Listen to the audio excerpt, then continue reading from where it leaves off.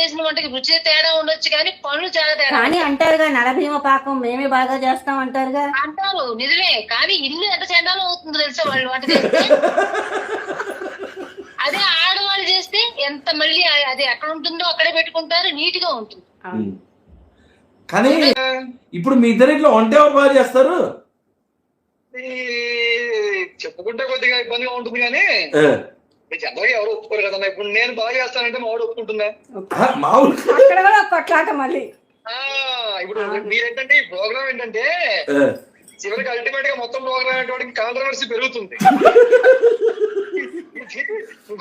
గొడవల ప్రోగ్రామ్ అవుతుంది. నేను బాగా చేస్తాను అనుకో, మొత్తం ప్రోగ్రామ్ ఏమంటే అక్కడే ఉండకపోతే ఎప్పుడు నువ్వే వంట చేసుకోండి. మామూలుగా అంతేగా అంతేగా నేను అడిగేది మీ ఇద్దరిట్లో ఎవరు బాగా వండుతారు? ఎందుకంటే వ్యూవర్స్ కూడా తెలియాలి కదా. అంటే స్పైసీ ఐటమ్స్ అలాంటివి నేను బాగా చేస్తాను.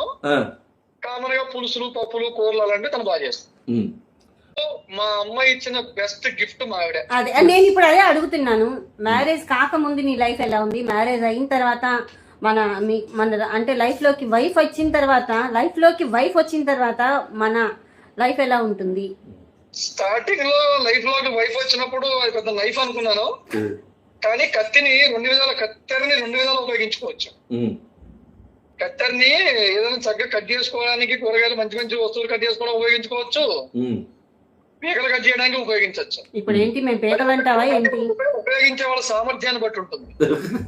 కానీ నా జీవితంలోకి వచ్చిన మా ఆవిడ ఉందే వైఫ్ అనే నైఫ్, అది చక్కగా కట్ చేసి నా జీవితాన్ని ఒక దారిలో పెట్టి లైఫ్ కి ఒక లైఫ్ ఇచ్చింది వైఫ్ ఇచ్చింది. అది వాళ్ళకున్న ఓపిక, వాళ్ళకున్న సహనము, అందుకే అంటారు భూదేవితో పోల్చారు. భూదేవికి ఉన్నంత ఓపిక ఆడవాళ్ళకు ఉంటుందని.